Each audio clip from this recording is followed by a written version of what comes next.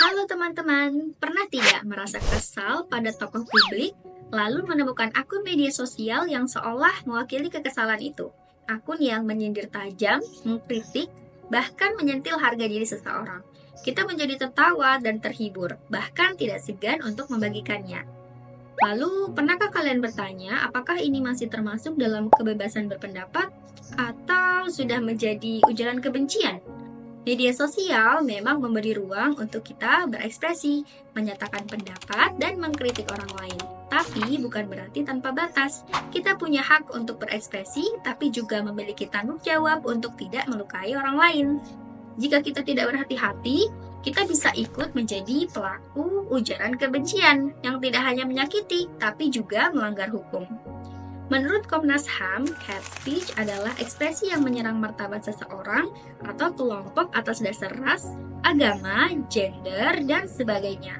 Di Indonesia, ini diatur dalam pasal 28 ayat 2 Undang-Undang ITE, yang mana di sini dinyatakan bahwa setiap orang dilarang menyebarkan informasi yang menimbulkan kebencian atau permusuhan berdasarkan sara.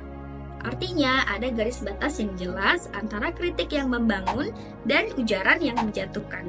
Salah satu kasus yang mencuat adalah akun Fufu Fafa. Akun ini dikenal karena sindirannya terhadap tokoh publik. Tetapi, beberapa unggahannya dinilai melewati batas, dari kritik menjadi hinaan dan serangan personal. Lalu, bagaimana kita melihat fenomena ini dari kacamata nilai Pancasila? Dan sebagai generasi digital, apa yang bisa kita lakukan agar media sosial tetap menjadi ruang yang etis dan manusiawi? Simak video ini sampai akhir ya. Semua ini bermula dari Kaskus, forum online legendaris di Indonesia. Dari politik, jual beli sampai thread-thread absurd, semua pernah jadi tren di sana. Sekitar tahun 2014, muncul akun misterius bernama Fufu Fafa. Lucu sih namanya, tapi isinya gak seimut itu. Dan yang bikin geger, akun ini diduga milik Gibran Rakabumi. Yap, wakil presiden terpilih kita. Fufu Fafa sering banget ngepost komentar yang nyinyir dan menghina kubu Prabowo. Misalnya, dia nulis kata-katanya kasar dan provokatif. Akun ini juga sempat bikin teori liar soal anak Jokowi. Waktu itu, postingannya sempat bikin keributan, tapi akhirnya tenggelam. Sampai akhirnya muncul lagi 10 tahun kemudian. Masuk ke awal 2024, mendekati pemilu, Gibran resmi jadi cawapres. Tiba-tiba, akun Fufu Fafa viral lagi. Waktu Gibran ditanya media, jawabannya simpel. Sementara Kominfo bilang, berdasarkan penelusuran, akun itu bukan milik Gibran. Enggak, bukan. Bukan ya? Bukan. Ya? Membantah temuan. Enggak, saya kan udah jelasin kemarin juga di DPR ya, bukan. Kalau bukan periksa berarti Iya, malah nggak nanti lagi dicari. Pasti Iya, ketahuan nanti. Iya. masih di pencarian. Iya, Sejauh tapi yang ini- pasti bukan. Iya, Ini Mas Gibran. Dan Ya, Pak.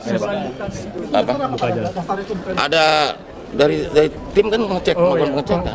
Berarti udah ketahuan itu Udah. berarti. Heeh. Sejauh ini sampai mana? Nanti diumumin, kalau tahu siapa yang punya nanti kita umumin. Oh. Tapi mereka juga nggak sebut itu milik siapa.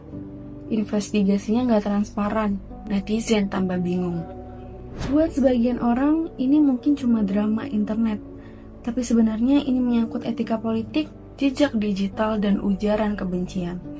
Akun Fufafa berkali-kali menghina tokoh publik dengan kata-kata kasar, tuduhan liar, dan provokasi. Kalau benar itu milik tokoh penting, tentu jadi persoalan integritas. Kalau bukan, ini tetap jadi pelajaran penting. Internet nggak pernah lupa. Sampai di sini kita udah lihat gimana hebohnya isu akun Fufu Fafa. Tapi daripada cuma kita debat, yuk kita lihat dari sisi yang lebih dalam tentang analisis masalah dengan nilai-nilai Pancasila, yaitu sila pertama ketuhanan yang Maha Esa. Kalau misalnya kita lihat dari sisi agama dan etika, apa yang ditulis akun Fufu Fafa itu udah jauh dari nilai-nilai yang diajarkan oleh Tuhan. Terus, semua agama kan juga mengajarin kita tuh buat jujur, adil, dan saling menghina. Beda pendapat itu wajar, tapi kalau misalnya sampai menyebar fitnah dan kata-kata kasar, itu udah nggak benar. Dan nulis hal-hal kasar, tapi sembunyi di balik akun anonim, itu sama aja lari dari tanggung jawab. Sila kedua yaitu kemanusiaan yang adil dan beradab. Isi postingan Fufafa banyak yang isinya tuduhan dan sindiran tanpa bukti. Kalau misalnya kita pikir-pikir kan itu sama aja nggak ngasih rasa hormat ke orang lain sebagai sesama manusia. Kita semua itu punya hak untuk diperlakukan adil dan dengan cara yang baik, bukan dihina atau disudutkan gitu aja. Sila ketiga itu Persatuan Indonesia. Nah, di bagian ini tuh kita harus hati-hati kalau isu akun fufafa terus diangkat dan dipanasi.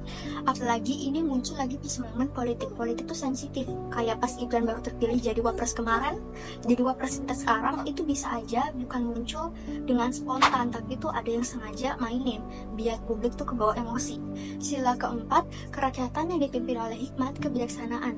Kalau misalnya kita lagi ada isu ramai kayak gini, itu yang kita butuhin tuh pemimpin yang tenang dan bisa kasih penjelasan dengan bijak.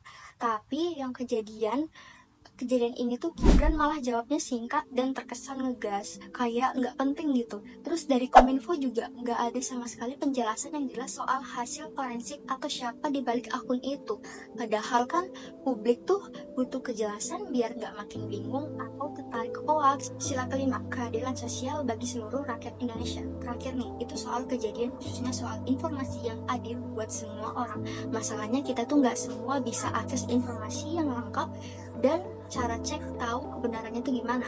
Yang sering kita lihat kan di medsos tuh cuman potongan-potongan yang kadang tuh udah dibuat. Kalau kayak gitu terus kan hoax gampang banget dipercaya, dan yang kena dampaknya ya masyarakat juga.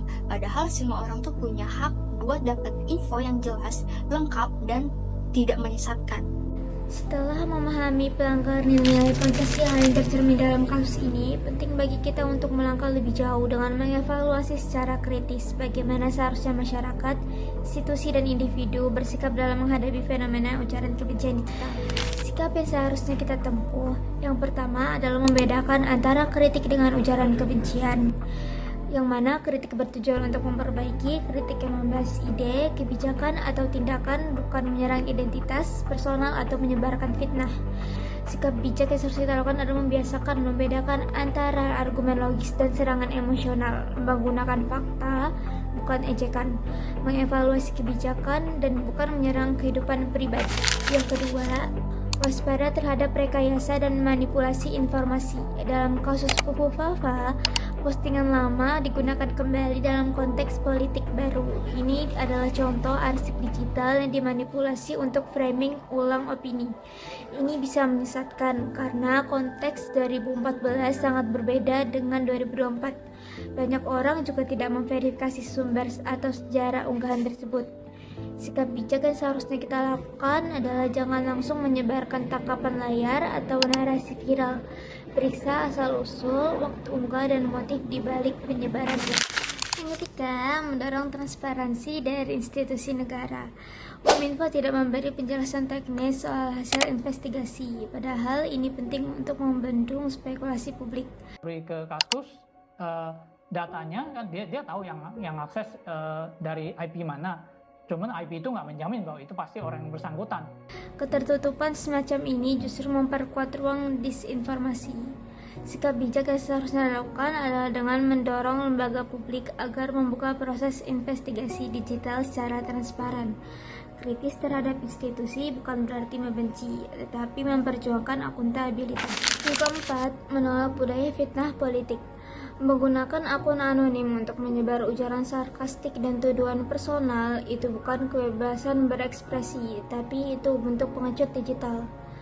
Banyak yang bersembunyi di balik akun palsu untuk menciptakan hoaks, menyebarkan fitnah, lalu menghilang. Sikap bijak yang seharusnya kita lakukan adalah dengan membangun budaya politik sehat. Kritik boleh, tapi jangan jadi bagian dari industri fitnah. Jangan mendukung konten yang membajak demokrasi lewat hoaks dan kebencian. Kasus akun fufafa menunjukkan bagaimana media digital dapat disalahgunakan untuk menyebarkan ujaran kebencian, fitnah, dan provokasi politik.